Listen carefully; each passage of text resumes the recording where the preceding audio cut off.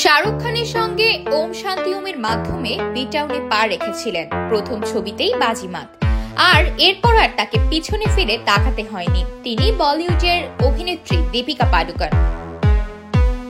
বলিউডের গণ্ডি পেরিয়ে দক্ষিণী ছবিতেও সফল তিনি। এখন তো তিনি বলিউডের লেডি সিংহাম হিসেবেও পরিচিত। অনেকদিন ধরেই আছেন অভিনয় থেকে দূরে, নিজের মতো করে সময় কাটাচ্ছেন মেয়ে দুয়ার সঙ্গে।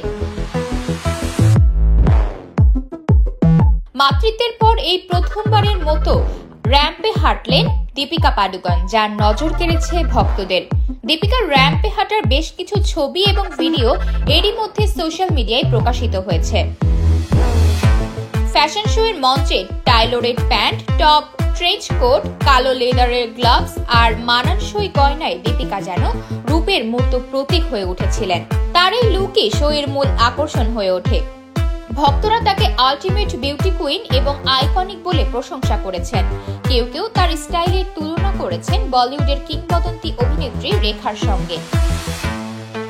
সব্যসাচীর এই বিশেষ ফ্যাশন শোতে দীপিকার পাশাপাশি উপস্থিত ছিলেন সোনম কাপুর, আলিয়া ভাট, অনন্যা পান্ডে, অদিতি রাও হায়দারি, শাবানা আজমি, বিপাশা বাসু সহ আরো অনেক তারকা। তবে দীপিকার উপস্থিতি যেন শো এর জৌলুস আরো বাড়িয়ে তোলে।